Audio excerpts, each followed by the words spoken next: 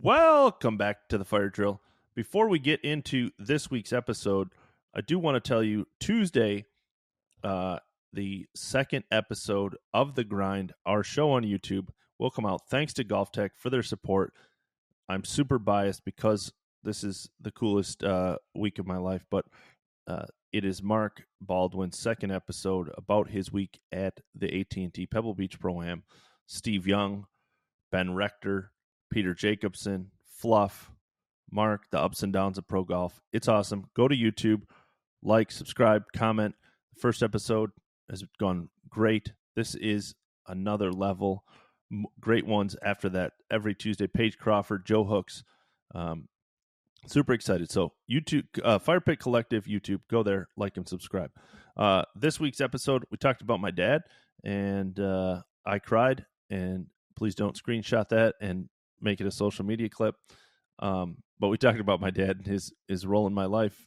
He passed away a couple days ago, and we got into Patrick Reed and another rules controversy. We got into Liv.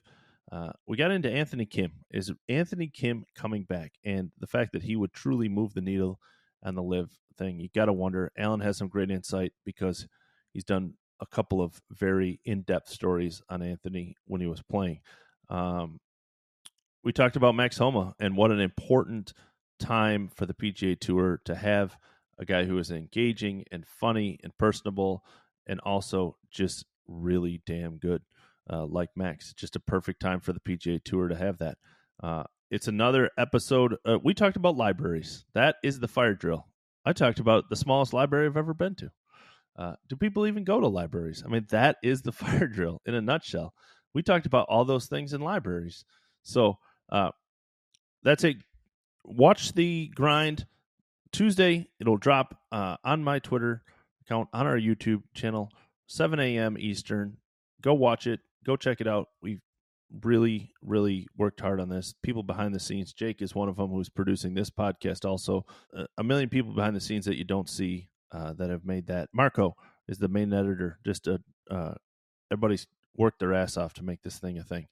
So thank you to everybody. Without further ado, here's the three of us talking golf.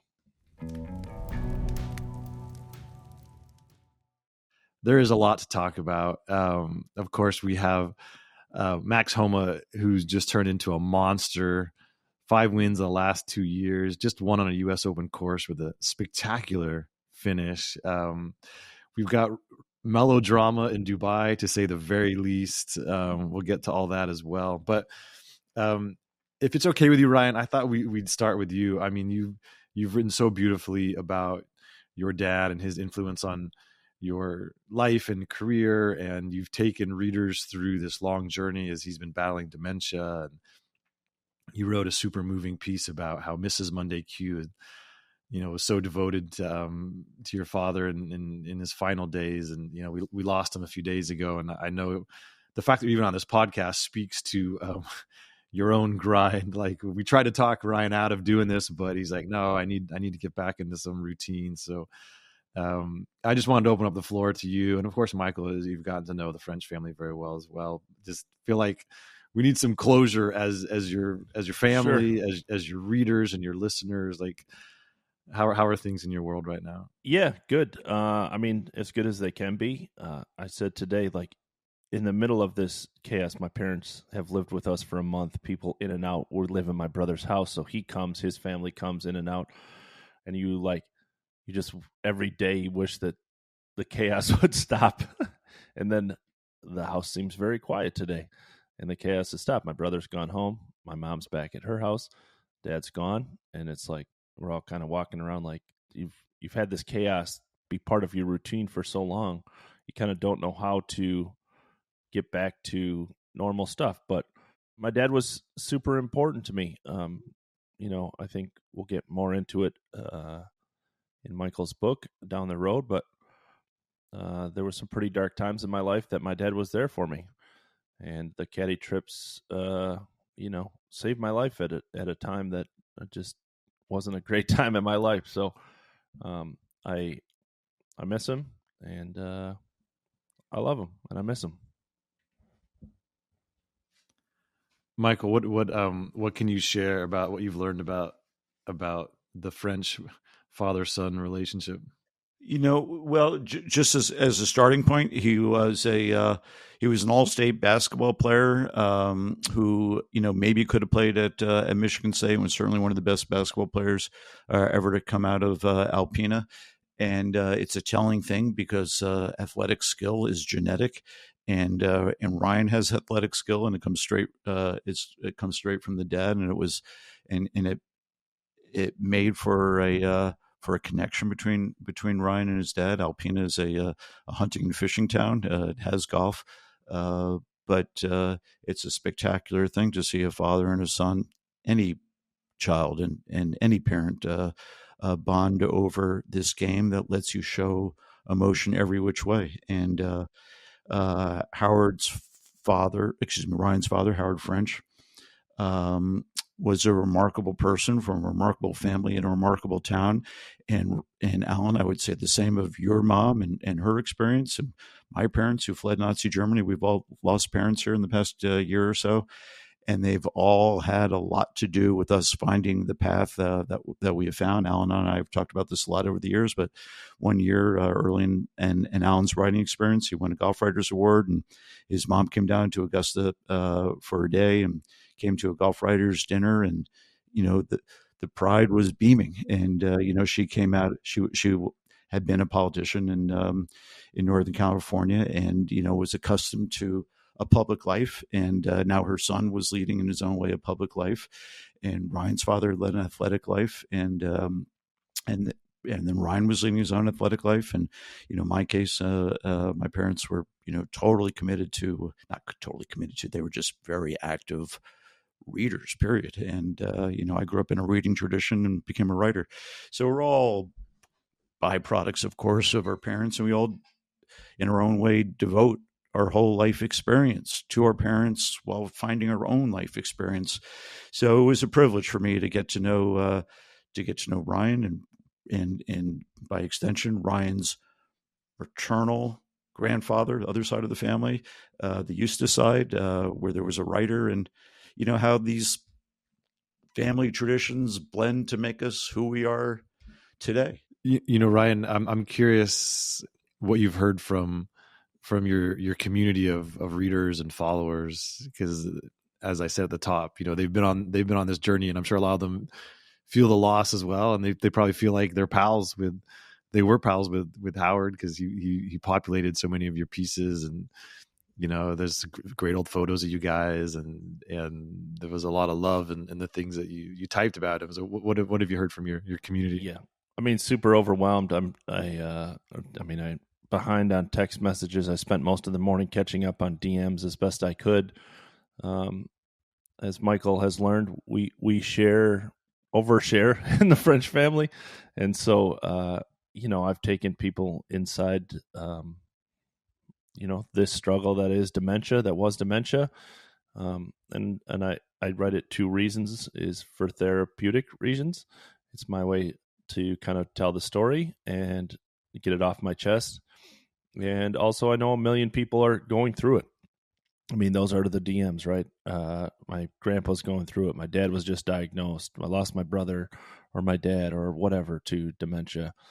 And so, I'm happy that I appreciate so much all the support, and I'm glad people can relate. I think, Alan, you said it 1 million times, and I use the quote all the time, as our job as writers is to elicit some sort of emotion, whether that's sadness or anger or happiness or whatever. And I think people can relate. And so I talk openly about my ability to be the greatest wordsmith, but I'm pretty happy with how I write, and people have related to my journey with my dad, our journey with my dad. So, amazing amount of support. I'm still catching up on DMs and text messages and tweets, and it's been great. It is, it is what we all wanted, and my dad lived a very good life, and I've said many times, as a lot of people would give anything to do the things that I did with my dad, He wasn't perfect. No one is. But he was, he, again, as you'll read in Michael's book, he saved my life. And so I love him and I miss him. Yeah, that's really sweet. I know. Can we talk about just mundane golf matters after? Yeah, can we get to the Patrick Reed stuff? But no, that's beautifully said, Ryan. And we're all sending you hugs from far away. And yeah, I know you feel a lot of relief, but it definitely, it's tough time. So we got you. If you get to Alpena and you do the Ryan French, Howard French tour, you're going to be amazed at how good this Alpena City course is. Because Ryan goes like, "Oh yeah, just our little city course, really nice, charming golf course with beautiful greens." And our friend John Garrity would especially appreciate this, Alan. Grass driving range. Ooh, yes. No mats. There's no mats there, Ryan. Is there? No mats. No mats. The most beautiful grass you ever. Now they got about a 4-month season, so that probably helps. Yeah, right. But it's also that's funny because there's a great 36-hole facility here on the Monterey Peninsula, Bayonet Black Horse, and they redid the range, and they have acres of beautiful turf. And it's a really expansive range, and it's tree line. It could be like one of the all-time great driving ranges, but they often have mats out.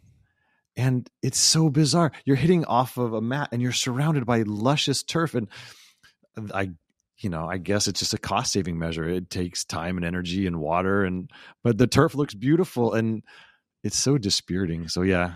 Can I just share this one observation about driving ranges with mats and nearby grass?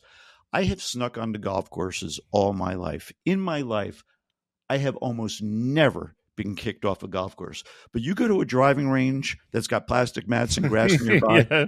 You take one swing and they're all over you. Sir, for the last time, I've told you, you've got to get on the mat. And you're like, this is not the last time. This is the first time. Could I have a little leeway here?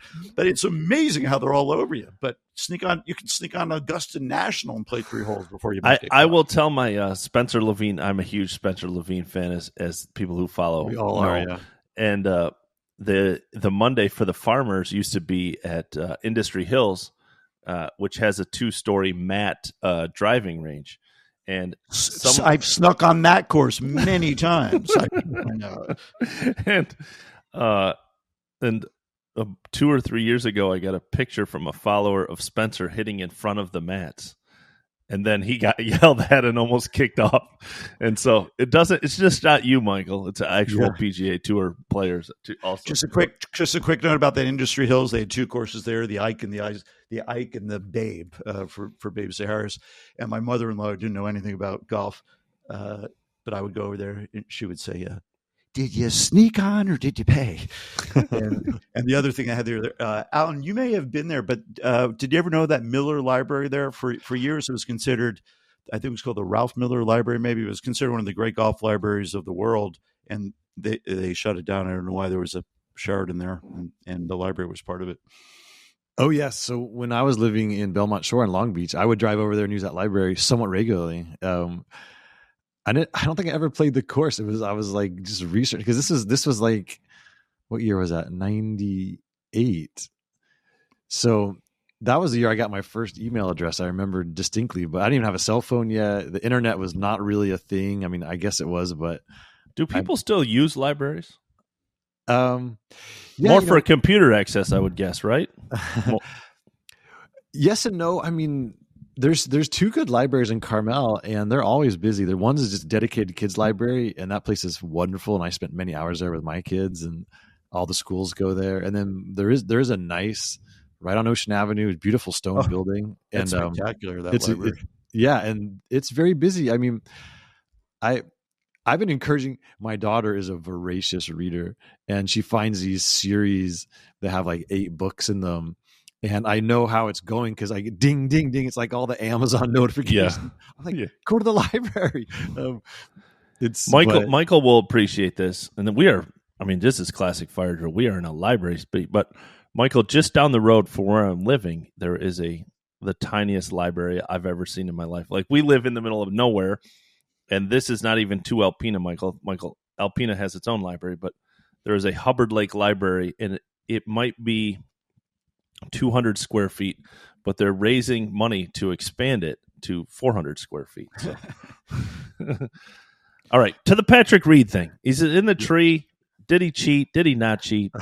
All right. So, well, and we haven't even talked about, T-Gate on this podcast because that happened since we taped our last one. I mean, it just, the amount of bullshittery that engulfs Patrick Reed at all times, it's just wild. And, flicking the tee, I think, was actually kind of funny. Like, I don't mind that bit. It wasn't like he was trying to blind him. It was kind of a jaunty, saucy move, but it's the tone deafness of like walking up to Rory. Hey man, great to see you. When, there's been some clarification that when Rory was served, for that lawsuit, that wasn't strictly a Patrick Reed lawsuit, but it's the same lawyer, and this lawyer is very, it's adjacent to Patrick Reed, but even setting that bit aside, I mean, Rory's been obviously the biggest PGA Tour booster, and he's made it very clear he wants nothing to do with the live golf guys. So just on that alone, for Reed to walk up to him like, slobbering on him like a Labrador retriever, like it's bizarre. It's like sociopathic. Like I make it make sense, Michael. Well, Alan, can I fine tune something you just by way of question? Isn't Rory more in the Jeff Ogilvy school, to speak of someone with whom we talk to regularly? Isn't he more of a little bit of an olive branch? If they would get rid of Norman and blah blah blah, but that there should be some common ground. He has made some noise to the effect he's looking at the big picture. It's not good for golf to split up the stars. There's not enough fan interest or money to support these warring tours. So he's pragmatic. It would make sense. And if you believe Andy Gardner, who founded the PGL, which was the precursor to live golf after the Saudis just ripped off the entire idea. But, Andy Gardner says that Rory was supportive of his idea early on, and that Rory saw the possibilities of how you could bring this infusion of money and interest, and there was a way they could partner and make it work. So I think you're right that Rory sees a bigger picture, but at the same time, that's a macro view. I think when you zoom in, he has a lot of bitterness towards the current live guys, and he's fed up with them and their hijinks and their mouthiness. So I think he would like to forge a compromise for the good of the game, but in the meantime, he's gonna take as many shots as he can. And when a guy's on your door on Christmas Eve, it's going to get intensely personal. And we picked up on that from Davis. Davis Love is a very reasonable, mild-mannered, intelligent person, but his view of Greg Norman is, he's suing me, they're suing me, they're bringing down everything that I represent. So it can't not become intensely personal.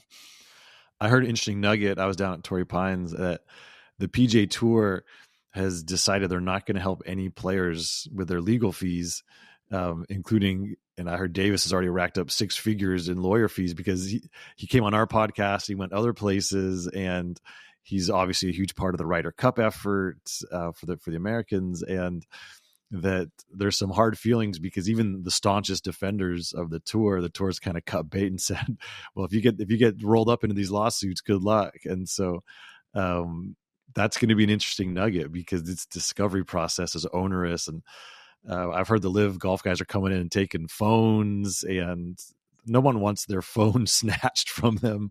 What would be the motivation in the PGA Tour not supporting the players for legal fees? Because then they're essentially sanctioning what the players said, even though it wasn't authorized. And some of these players were a little out of pocket. And it also becomes an issue of, if not setting aside Davis, but anyone, if a player is negotiating with Live Golf and they're a tour member and there were secret deals made and there were things going on, there was collusion, there was antitrust behavior, if the tour comes in and defends that player, then they're essentially approving of what they did. I think they're trying to keep their hands clean, and they don't want to get swept up into the actions of any outside agencies, because then you have it's not just the players. You have the actual agents who we all know are double dealing, and so I understand the Tour's perspective. Like they don't want to get involved if they don't have to, but all of a sudden all these players are now going to have to pay their own lawyers, and that's going to create more hard feelings and not good for us as reporters, because now that it's obvious, but just for those for whom it may not be obvious, sources are more likely to talk to reporters when they know there's a lawyer that's going to back them up if things go haywire. And then when there's not, then they're like, is this really worth it? No is often the answer. Yeah, that's been one of my challenges in reporting this book, is that a lot of people have said, I'll talk to you, and then they come back to me and they're like, well, I was advised not to because they could subpoena your notes. And I'm like, well, that seems a little far-fetched, but okay. And that's just, lawyers' jobs are to err on the side of caution. So like a lot of folks who told me they sit down and talk have reneged. I'm hoping that some have spoken to me, on background where I can use information, but not their names. And some are mulling it over, but yeah, there's definitely a chilling effect. And I mean, we talked about this in a previous podcast. That's really the point of these Patrick Reed lawsuits against journalists. No matter what he's being told, he probably knows he can't win them. And I think even the lawyer knows they can't win, but it's a hassle when you get sued, right? And it's stressful and it's time consuming. And so they're just trying to put the chill on people, and it's probably having an effect. I mean, it would be interesting to get an AI program and monitor all the tweets and all the discourse around this latest Patrick Reed rules controversy in Dubai versus the previous ones. I mean, people may be a little more careful because they just don't want to get in the crosshairs of this stuff. And that's the whole point. I mean, that's the chilling effect. But so, Ryan, for those who were asleep when all this happened, summarize the most recent Patrick Reed controversy. Sure. A person on Twitter, so he hit a ball into a tree and it got stuck. And then a Twitter, Michael Ferrier Twist, I believe he's a player, took a not a screenshot, but a video of where the ball landed. And it is very hard to see, to be fair. It looks like it, but how much of that is like, we know it's Patrick Reed? Like if I saw that ball and it was Max Homa, I'd be like, I have no idea where that ball went, Yeah. So it looks like it goes in this one particular tree on the right. It does, but it is very difficult video to see. And then Patrick comes up and identifies his ball in a different tree. And to be fair to Patrick, the rules official they used binoculars. Patrick said he could see his markings, and the rules official looked up at there and said that he could see his thing. Everybody thinks it's the wrong tree. I don't terribly disagree, but there's definitely some, like, it could have bounced into the other tree, or maybe the video is not by any means like 100% like, yes, it went in that tree. I would guess it looks like it goes in the first tree. But this is what has made me think of T-Gate. This is the PGA. I mean, it's the much deeper view is it's so sad that golf is split, but the Live Tour has taken all of the villains. Like, this would be such good golf if this was a week-to-week thing. If Rory and Patrick really hated each other and the T thing happened and all of that stuff, it would be so interesting on a week-to-week basis. They're never going to play together. Obviously, the Masters would not like pair them, although I asked them to in a tweet. Like, golf needs a villain, and the Liv took all of them. That's Liv's problem, is they have all villains and no good guys. Maybe Cam Smith's a good dude, but like, they have all the villains. Like, this would be so fun. And this is the Cart IRL thing that I always bring up, is like, it's divided and we're going to forget about, like, it's just a sad look that this is what golf is. Well, and the last thing I'll say is the T-Gate is the most golf fight ever, right? Like, hockey players literally throw fists every day, right? Like, they get on and have a physical fight, pound each other in the head, and then, like, that's it. And we're talking about a man flipping a tee at the ass of another player like it's like the greatest fight in the history of the world. Like it's Ali Frazier or something. Yeah. Well, I mean, they may wind up playing together more often than you think, because the whole reason Patrick Reed and other live guys are playing on the European Tour right now is that there was this injunction that was filed, and in only a couple weeks away, where this is going to go before the courts in the UK, and they're going to have to decide, can the very narrow issue of, can the European Tour demand releases for players, and that whole system of sort of restricting who can play when and where is being thrown into question. And this has been ruled on by the High Court in Singapore years ago. The Asian Tour fined some players who played in a conflicting event and without getting a release, and they were repudiated by essentially the Supreme Court of Singapore. And the Asian Tour had to pay back the fines and basically said, you can't do that. And there's a ruling in Australia years ago involving cricket players. They had an analogous situation, and the High Court of Australia ruled, or the Federal Court of Australia ruled in favor of the cricketers, saying that they should be able to play wherever they want, whenever they want. And so these are different parts of the world, but there is an emerging body of legal thinking that the system that's in place now is not going to hold.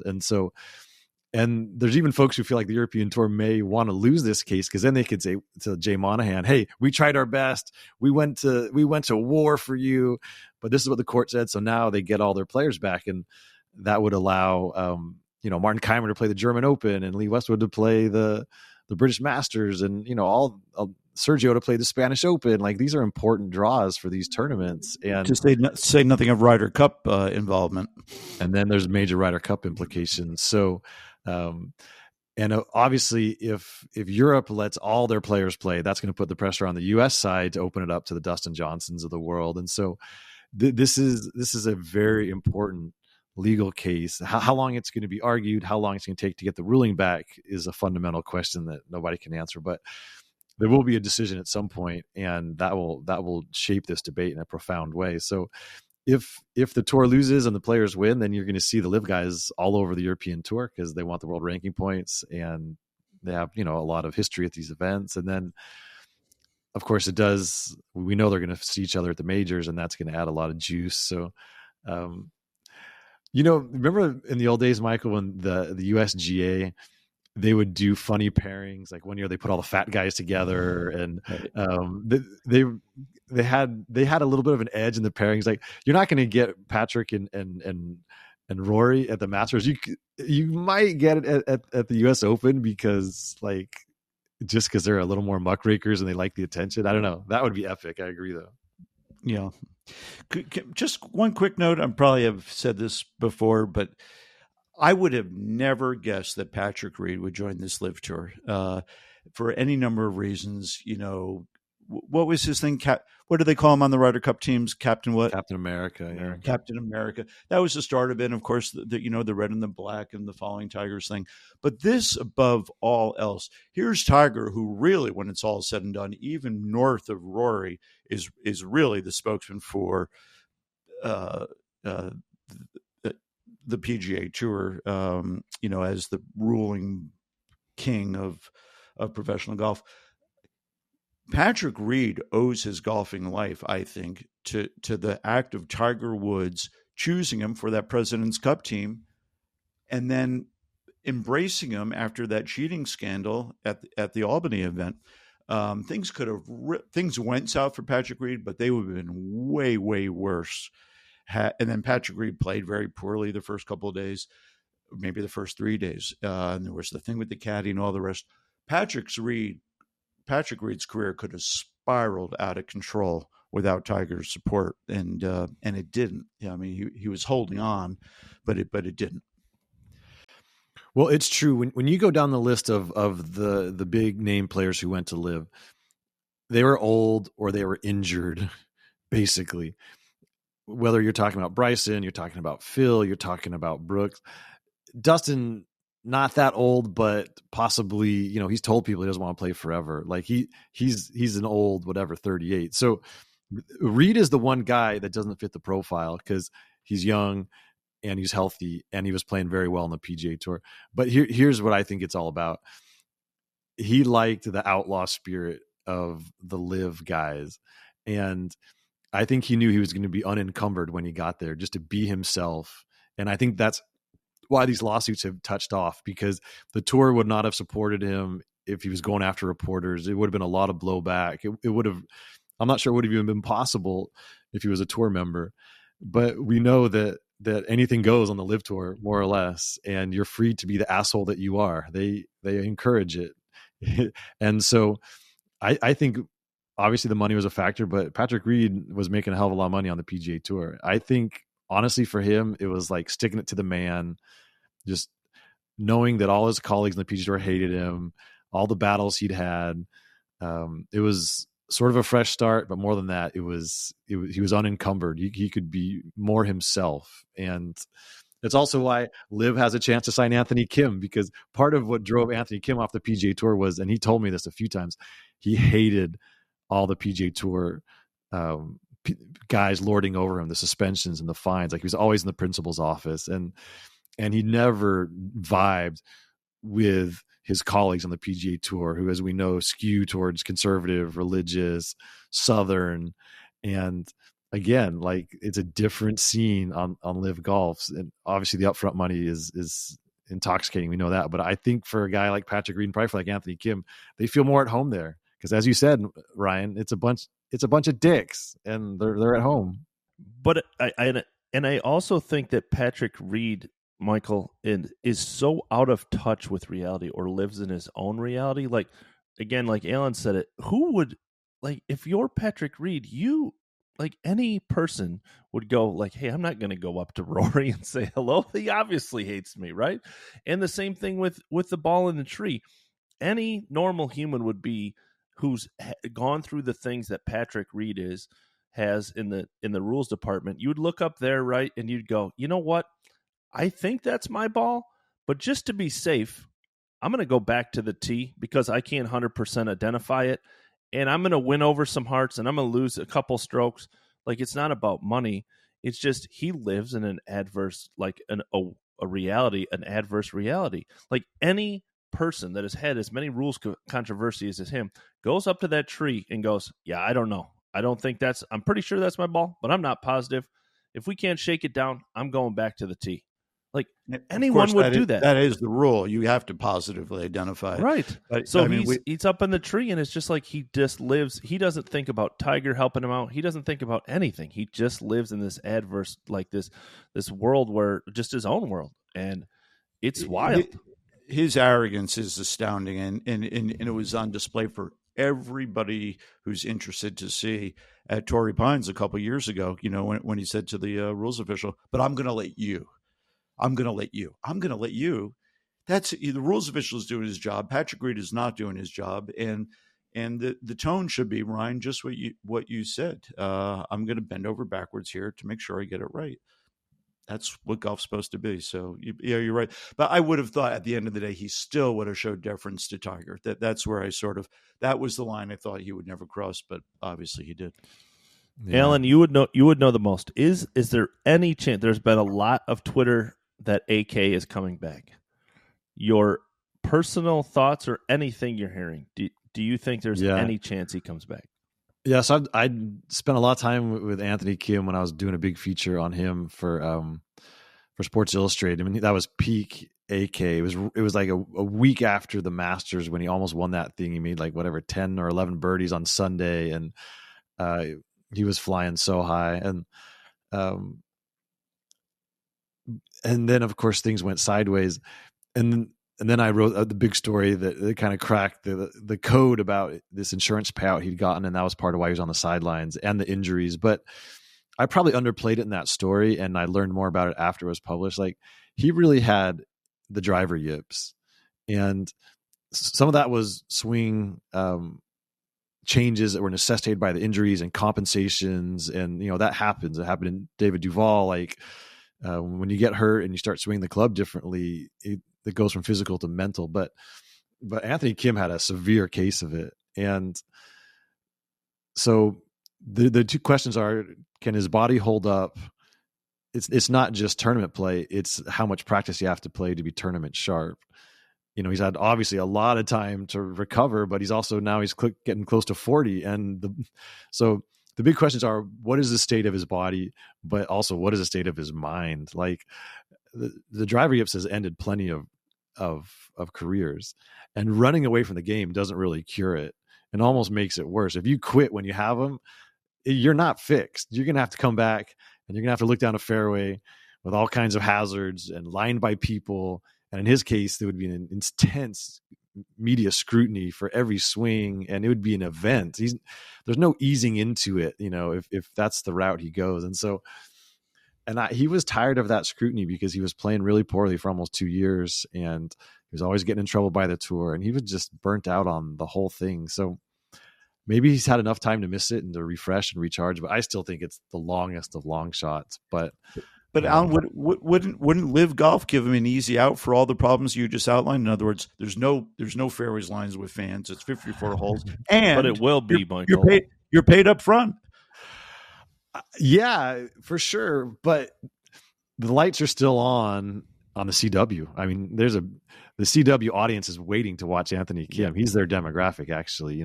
Teenage But drama. of all the people they have, he would 100% bring the fans in, at least temporarily. I mean, like, for the first 5-6 tournaments, and if he plays well, like the guy was a lightning bolt. I mean, oh yeah. So he would bring fans in for at least the first few events. Now, if he has the yips and he's shooting 80 every time, that will obviously end relatively quickly. But at the beginning, golf Twitter will be locked in on Anthony Kim.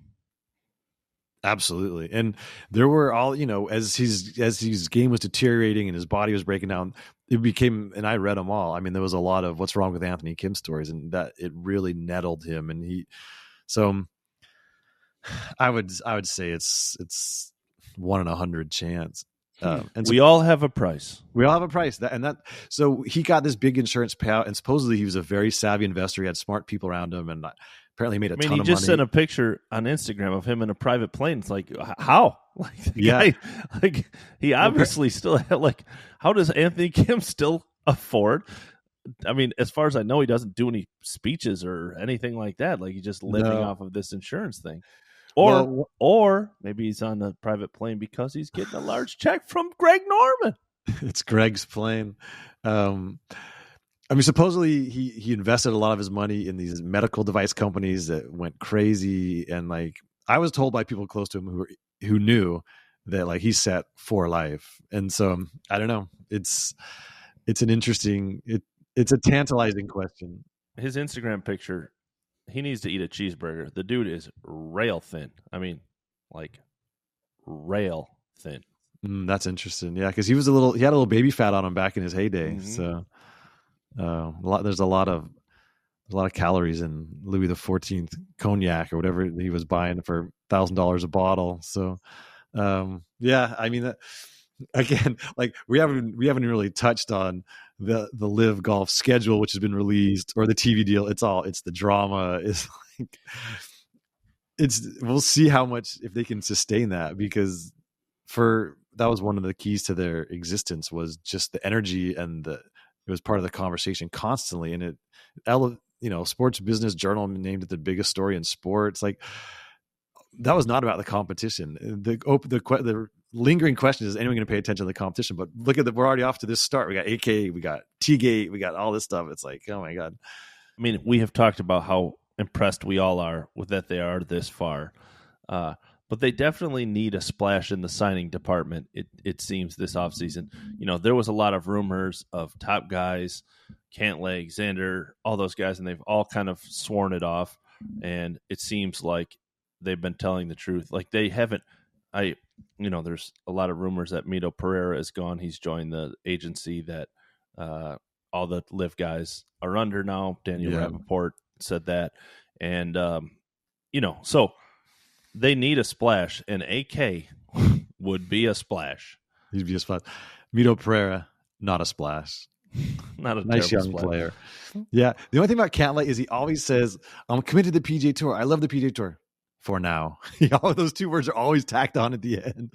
So, yeah, I mean, it was interesting talking to people down at Torrey. Like, that's the one name that keeps popping up. Xander, I think, is definitely team tour forever. But Cantlay's name still gets tossed around. Who knows? But I mean, he's now on the board of directors of the PGA Tour. Like, that would be.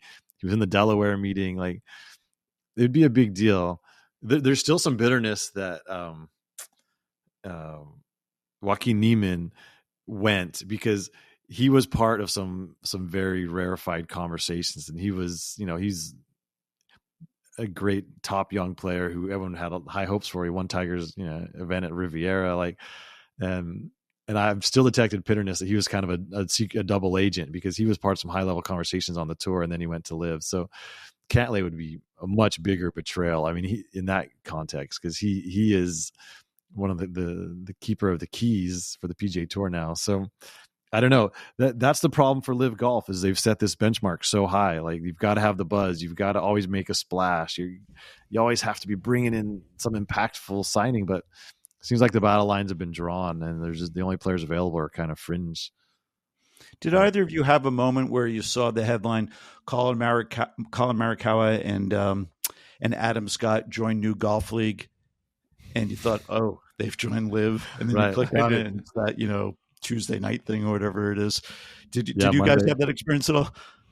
Yeah, I mean, 100%. I forget about this Tiger electronic game. I mean, like, what? It's not a new golf league. It's what? I don't know what it is. But yes, for a moment, I'm like, oh my God. Oh, that's it's a money laundering scheme. It's like, how can we pay these guys more money to stay loyal to the 100%. Tour? Yeah.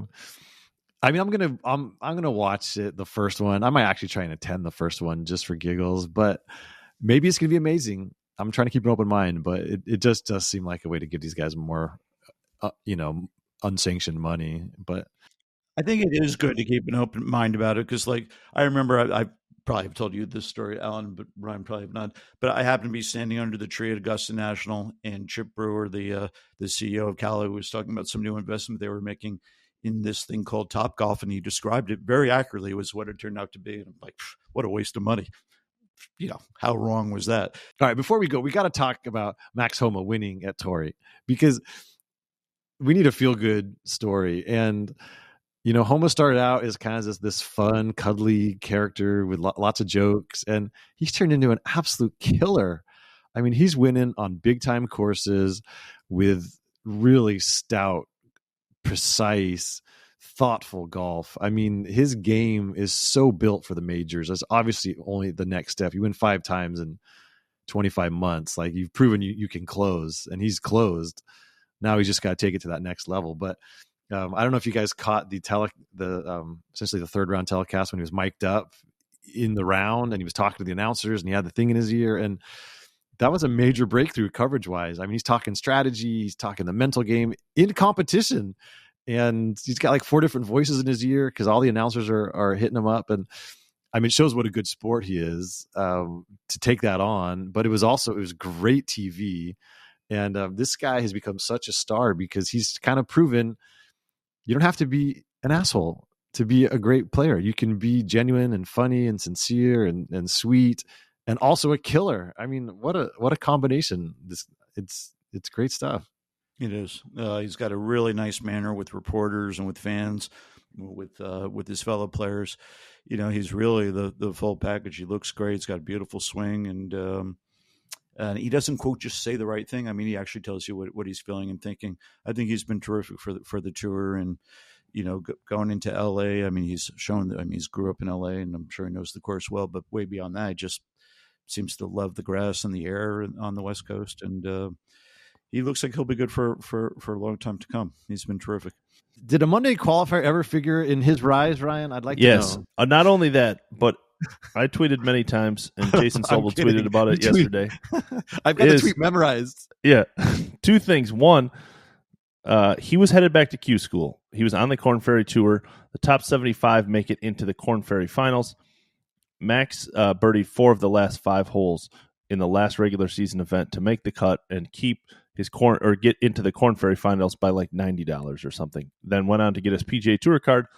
But as I always try to give everything back to Mondays, he started the next tour season and played like shit. I mean, I think he had one made cut in 8 events, and it was like a T60. Was at the Waste Management Monday. Monday qualified. Obviously a good event, even before it was an elevated event, and finished T26. Next week went to Pebble. An underreported story is somebody on the last hole in the final group missed a putt to knock him from T11 into to T10 to get into next week at Torrey. Played well there. 6 weeks later, won. So basically what I'm saying is almost everyone's career always comes back to a Monday qualifier. One way or another. Well, and it's got to be painful for you to see what's happened to Patrick Reed, because his whole career was built on Mondays. Like he could have been your Corey Connors, but no, he's not. I mean, I know it's so sad because like he is by far the most, famous, infamous Monday qualifier. I mean, he not only Monday qualified 6 times, but did well with him, and then got in a car that Sunday night or on a plane and drove with Justine to the next one, and she caddied for him, and he'd get through again and play well again. They did that 4 weeks in a row once. That's insane. It's beyond insane. It is. It's almost mathematically impossible. Uh-oh. Well, yeah. I'd like to say Michael said cue Michael's clip about cues Michael clip what he said. I'd like to clearly state that Patrick Reed is a wonderful man. I would like to say this about Patrick Reed, if I may. Patrick Reed is the kindest, bravest, warmest, most wonderful human being I've ever known in my life. That was from the Manchurian Candidate, right? Is that where? Yeah, Very much. I didn't get it when you said it, but when I went back and listened to the podcast, I was like, oh my god, that's so funny. Yeah, Max, the PGA Tour needed Max Homa. Like, he was always a big figure because of his social media following, but now that he's backing up with amazing play and obviously going to be one of the favorites at the U.S. Open, he plays well in California. This came at a perfect time. There could not be, Cam Smith is super quiet and seems to be a good dude. But like, take the other top players at Liv and Max, it could not be more opposite, engaging, funny, and a stone cold killer. All of a sudden, the PGA Tour needed Max Homa badly, and they got it. The dude is killing it, and at a perfect time for the PGA Tour. Oh yeah, I tweeted this once, and like 10 people replied, "Oh, you just made that up." I was like, I didn't make it up. I'll never forget. I saw on Twitter, I was at a tournament, and I was just checking out, and it was a couple of friends on Twitter were talking about who they were going to watch that day, and one of them tweeted, his buddy suggested Brooks, and he's like, I don't like Brooks. He's like, let's go watch Max Homa or Joel Damon, because I like those guys and I relate to them, and I feel like I know them. And that really did happen. I really did read that. I should have screenshotted it, but that was like this was years ago. This is I think maybe they had one combined victory, Homa and Damon, and that was a light bulb thing. Like how much it's changed. It was almost like the players were gods before, and you watched them with awe. And Tiger's the quintessence of that. Like he didn't even interact with the fans. He just gave you this regal performance, and you were privileged to get to watch it. And you would never know him. You would never talk to him. You'd never sign an autograph. He would never say anything of note. But that was what it was. And now there's been such a sea change where, because these guys do podcasts and they do fun this and that, and they have their social media presence. The most popular players are the relatable ones, and kind of the nice guys, and the ones who make their Twitter followers feel special. And it's really been like this democratizing influence. And of course, Homa is obviously clearly the king of that, and just surfs on this goodwill. I mean, I was out there at Torrey Pines, and people absolutely love the guy, and they're talking to him as he's going down the fairway, and they're shouting at him, and he gives him the nod, the tip of the cap. Like, there really is a connection that, if I came up watching Faldo and Seve and at tournaments, and Tiger, and Monty, and these guys were so glowering and so remote, and they gave you an incredible golf to enjoy and to stand in awe of, but they were these unknowable, untouchable figures, and it's so interesting how that's flipped to me anyway. Alan, you may have picked up on this, but when Max Homa was paired with Tiger the first 2 rounds of the Open this year at St. Andrews, to me he looked just totally distracted, knowing that he might be playing with Tiger Woods at Tiger's final Open on the old course. He just, talk about not being a stone cold killer. I mean, at that moment, I don't think for those 36 holes, I don't think he was. Yeah, he's a fan, and there's something charming about that. He's almost like he didn't try and hide it. Yeah, he is who he is. And back to Max's interview on the course, for those that say we're PGA Tour lackeys, that's 100% because of Liv. Not that Max is not a good dude and wouldn't agree to it, but just innovations in the watching product. The PGA Tour didn't have any reason to be innovative, like zero. People watched their stuff. They didn't have any competition. 100% the innovations in the broadcast are 100% due to Liv. There is no, if you dispute that, you're wrong. And the players agreeing to it. Not that Max is not a good guy and he wouldn't agree to it, but they know that there's competition, so they're more open to do stuff like that, knowing that they want to get people to watch their product. Alan, did you ever have a moment of what it would be like to watch Phil Mickelson in the booth as opposed to Trevor Immelman during the San Diego event? Yeah, I think Trevor's good. I like him, but he doesn't have Phil's needle, and he's not a star in the way that Phil is. And I mean, clearly it's a miss. I'll be curious how much they'll get Phil into the booth. Like they'd be crazy not to. I mean, the problem is, at a regular tournament, you can play in the morning and you can go in the booth in the afternoon. Like players have done that through the years. Now with the shotgun, Phil's playing whenever everyone else is playing. Like, I think hopefully he'll come down with a mysterious wrist injury or something, and he can just sit there with Faraday and chew the scenery, and it would be epic. And it would help them a lot. It would help. How about the fact that during that San Diego event, Bones appears in ads and Phil does not? I know, it's San Diego of all places. I mean, it's wild. These are strange and interesting times. But at least we got the fall into the winter, early parts of the winter. Now things are going gangbusters. I mean, Torrey Dubai is a great doubleheader as far as 2 big time tournaments, and of course next week Pebble Beach, home game for me. I know people have mixed feelings about the format, and there's not a lot of stars, but just watching those golf courses on TV is so special. And by the way, episode 2 of The Grind is going to drop next week on Tuesday, and it's all set at the Crosby Clam Bake, where awesome. Ryan French is caddying for Mark Baldwin, and I've watched that episode a bunch of times now. It is A++. It is so well done. And if you want to know what it feels like to be inside the ropes at a tour event, and for a guy whose entire life can change with a few swings, like this episode brings it home with such immediacy, and it's a great watch. So I know a lot of these listeners probably watched episode 1 and were into it, and I can just tell you episode 2 takes it to a whole different level, and then the third episode is a completely different feeling.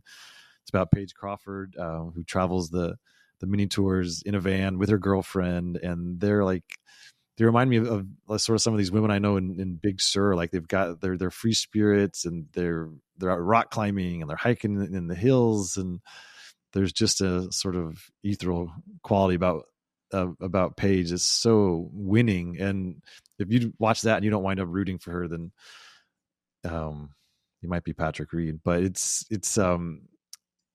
The Grind, we're really proud of it, and it's just going to keep coming. So you can subscribe to the Fire Pit YouTube channel, and it'll just be delivered to you. You can find it on firepitcollective.com. That'll be on Tuesday, the 31st of January. So look forward to that. And Ryan's honestly the star of that episode. It's so fun. And first of all, the episode is amazing. Obviously, I'm biased, but it is great insight into the pressure and the joy and the ups and downs of being a golfer on the fringe of of this life, being good enough to play, to be out there and not be out there, and the amazing highs Saturday afternoon and the amazing lows Sunday afternoon for us. And it's just great insight. But also, I do gain 40 pounds within the episode. The first interviews are when I was at my best weight, and the second part of the interviews, we needed to go back and reshoot a couple of interviews, are at the Barracuda, and I've gained 30 pounds. So please, just let's not talk about it. Okay. I'm just getting it out in the open. I was skinny and in shape at the Barracuda. In fact, there's a line, the second hole, Michael and Alan will have to help me. second roll at Monterey is like a big, what's the par 3 down the hill? That's amazing. The second? At Monterey Peninsula Country Club? Yeah. 4? Well, the third hole is a downhill par 3. Yes. Yeah. So 3. So you have to walk up to this big hole, to this big tee that's way up the hole, way up the hill. And I say to Mark, and it's in the clip, it's like, thank God I'm in shape. I would have fucking died on this hill. And now I'm fat again. So, hey, I just want to, it's out there. Okay. Let's just not bring it up. I brought it up. And that's just the way it is. But please watch the video. You keep bringing it up.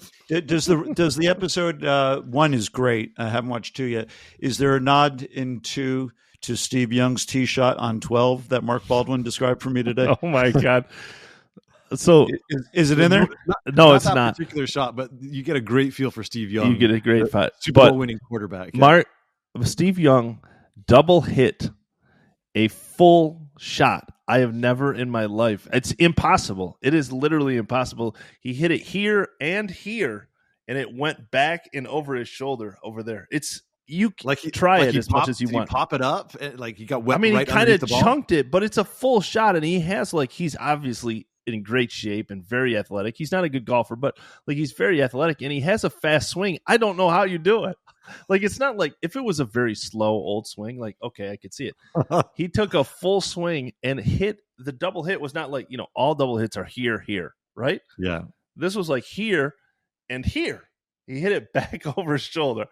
Amazing. It was a great insight into it just lightened us up. We started laughing so hard, and on that hole, Mark said, I've seen a lot of things in my pro career. I've never seen a full shot double hit.